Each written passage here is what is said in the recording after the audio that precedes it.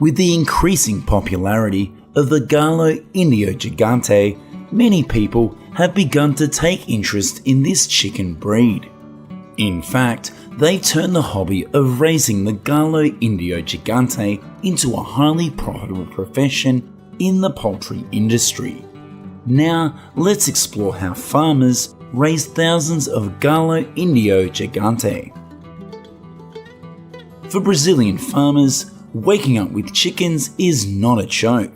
They rise early every day to pursue their dreams of becoming a major entrepreneur in the poultry business. Their profit comes mainly from selling the chicks, with prices ranging from $20 to $40. In each harvest, if a farmer raises around 20 chickens, they can make between $400 and $800, depending on the selling price and the number of chicks. Along with these profits, poultry farming also comes with challenges. Instead of raising ordinary chickens, these farmers dedicate themselves to a more creative and unusual task. They take care of giant chickens that can grow over 1.2 meters in length. In Brazil, this breed is mainly raised in the northeastern and southern regions of the country, with significant concentrations in states like Bahia and Rio Grande do Sul. These areas have warm climates, ideal for the breed's ability to adapt to hot weather.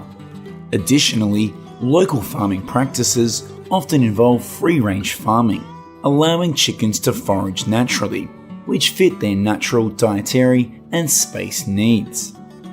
Nicknamed the Giant Indian, they have long legs, featherless necks, and large feet. This breed stands over 1 meter tall and can weigh up to 5 kilograms. Height is measured from the tip of the middle toe to the tip of the beak. Their feathers come in various colors, and above all, it's their size that make them stand out in any environment. The Gallo Indio Gigante is often used for crossbreeding to improve local free-range chicken breeds, increasing the weight and health of the offspring. This is an advantage for small farmers looking to improve the quality of their breeds. Additionally, they are highly valued in chicken competitions and exhibitions due to their impressive stature. This presents diversification opportunities for breeders. The Gallo Indio Gigante can be sold for a much higher price at auction. It has been mentioned that a friend once sold a chicken for $154,000 at an auction. The Gallo Indio Gigante is the result of crossbreeding free-range chickens and game birds. They are known for their hardiness and are excellent producers of both meat and eggs. The hens begin laying when they reach around 210 days old, with an annual yield of around 200 eggs a year. The hens continue to lay quite well as they age. This farmer's hens that are more than 4 years old and still lay around 3 eggs per week. Farmers often use incubators to ensure eggs are well cared for and have a high hatch rate. However, it's also possible to let the hens hatch the eggs naturally. The eggs are incubated at a temperature of 99.5 degrees Fahrenheit and 55% humidity. Typically, the average hatch rate for eggs placed in incubators is around 80%. After the chicks hatch, you'll see a variety of colors, with the most common being yellow or brown with a stripe down their back. Farmers carefully inspect the chicks' combs. Ideally, the combs should be flat to ensure the quality of the adult flock in the future. Farmers use heat lamps to keep the chicks warm in baskets during their first 12 days of life.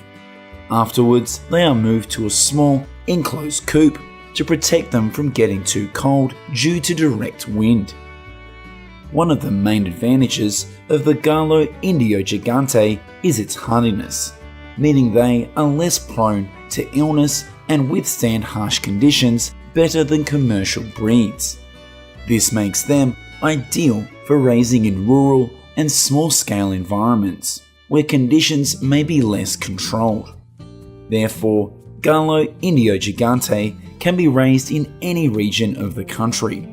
However, farmers must still meet certain standard conditions for the chickens to be able to grow healthily. It's important that the coop remains clean, and if the space is limited, there must be at least enough room for the poultry to move around. This breed can become aggressive if faced with stressful situations. Hence, the space where the Gallo Indio Gigante is raised should be spacious enough to avoid conflicts over territory or even fights that could result in injuries.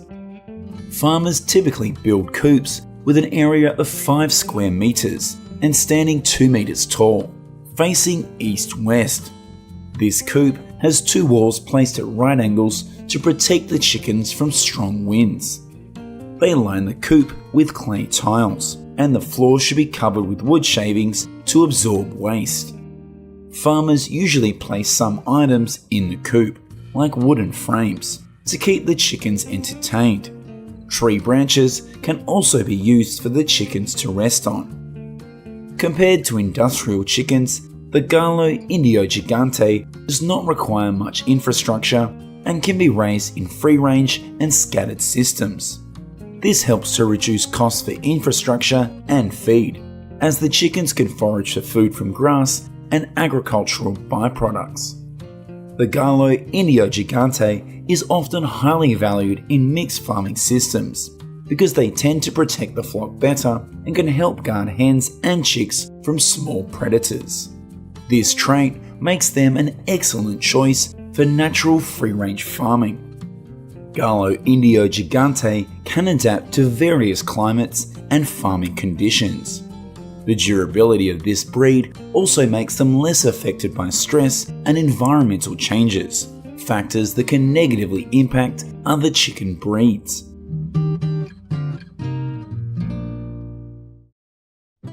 When breeding elite chickens, farmers must apply a balanced diet and closely monitor the genetic lineage of each individual.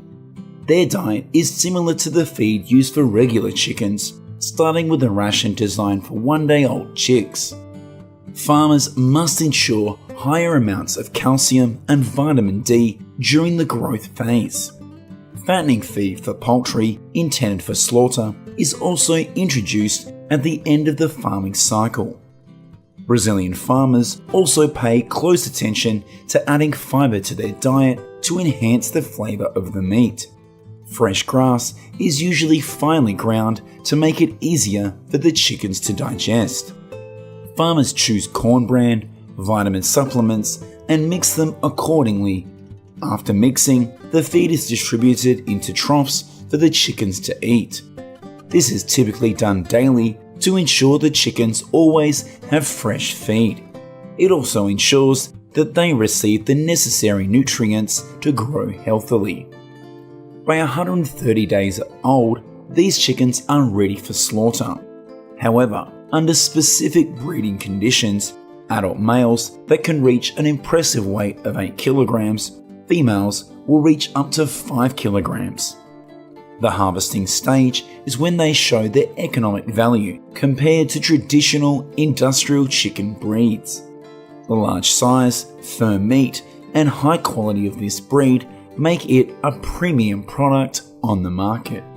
Farmers can sell these chickens at higher prices, especially in niche markets where consumers are willing to pay more for specialty products. This leads to higher profitability compared to raising industrial chickens just for meat or eggs.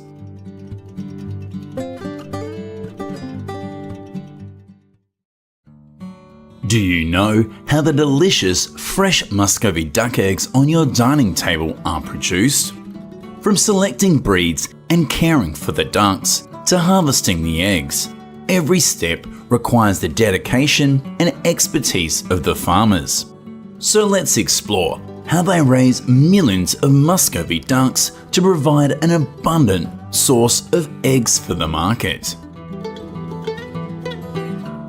The Muscovy duck is a popular poultry breed that many farmers choose to raise in Vietnam. Most farmers opt for extensive free-range farming on a small scale to take advantage of surplus land or use agricultural byproducts. Although local Muscovy duck breeds have lower meat and egg productivity, they are easy to raise, highly resistant to disease, and adapt well to the local climate and soil conditions. However, imported Muscovy duck breeds yield much higher meat and egg production. Therefore, one of the most effective ways to quickly raise Muscovy ducks is to use imported breeds to increase farming efficiency. Farmers select Muscovy ducklings that hatch after 34 to 35 days of incubation. The young must be healthy, active, with dry feathers and bright eyes. Farmers avoid selecting Muscovy ducks with matted feathers that are too small in size or have unhealed navels, as their risk of mortality is very high. Male Muscovy ducks have a faster growth rate and larger market sizes compared to females. Therefore, when raising Muscovy ducks for meat, farmers select males to achieve higher economic efficiency. In newly hatched Muscovy duck flocks, males often have larger heads, longer bills, and bigger legs, and are less agile than the females. Additionally, to reduce mortality rates, they are regularly vaccinated against duck plague in order to treat and prevent E. coli infections. Farmers usually collect duck eggs at least once a day to ensure they are not dirty, cracked, or damaged. The eggs are manually gathered and brought to a processing area before incubation. The farmers select eggs of uniform size, with thick shells, no cracks, and no deformities. Eggs with abnormalities are not selected for incubation due to poor hatchability rates. They often use light to check on the internal quality of the eggs. This confirms the presence of embryos and ensures the eggs are free from defects. During the first 2 weeks of incubation, farmers must turn the eggs frequently, around 3 to 5 times a day. This ensures even development of the embryo and prevents it from sticking to the shell. Most farms invest in incubators and focus on the hatching process of Muscovy ducklings. Incubators provide a stable environment with controlled temperature and humidity. This ensures a higher hatching rate compared to manual methods. Additionally, incubators help minimize risks from environmental factors, resulting in higher quality ducklings. Thanks to incubators, farmers can optimize the breeding process, increase productivity, and improve efficiency in poultry farming. Farms specializing in Muscovy duck breeding are thriving.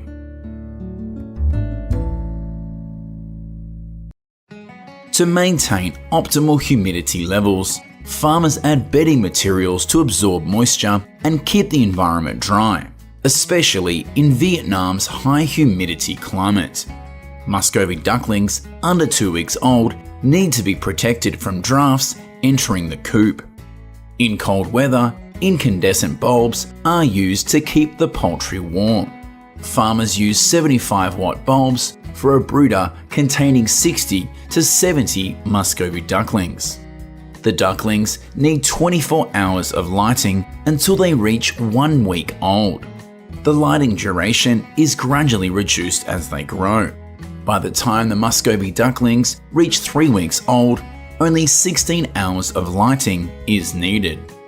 Each age group of Muscovy ducks requires maintaining the appropriate temperature to ensure that they stay healthy. After 28 days of age, they can be raised under natural light and temperature conditions. The barn can be built solidly for large-scale farming or simply constructed. Farmers can use available materials such as bamboo or wood to build coops. Muscovy duck houses must be cool in the summer, warm in the winter, and protected from drafts. The coop floor should be flat, with a slope of around 10 degrees to make cleaning easier and improve drainage. When the young reach 10 days of age, they are raised at a density of around 25 to 30 per square metre. After 30 days, farmers raise around 5 to 6 Muscovy ducks per square metre. Farmers feed Muscovy ducks with compound feed until they are 4 weeks of age, or use available household food to supplement the nutrition for the livestock. In cases where farmers use a fully confined raising method, they often feed them pellets or homemade feed fixtures. Farmers can allow the ducks to eat freely, but typically divide feeding into 2 times, usually during cooler parts of the day. Farmers must ensure the feed is always fresh in order to encourage the Muscovy ducks to eat. They monitor the amount of food, and if there is leftover feed in the trough, the next feeding amount should be reduced. Muscovy ducks over 21 days old can be grazed in the fields during the day to forage for additional food.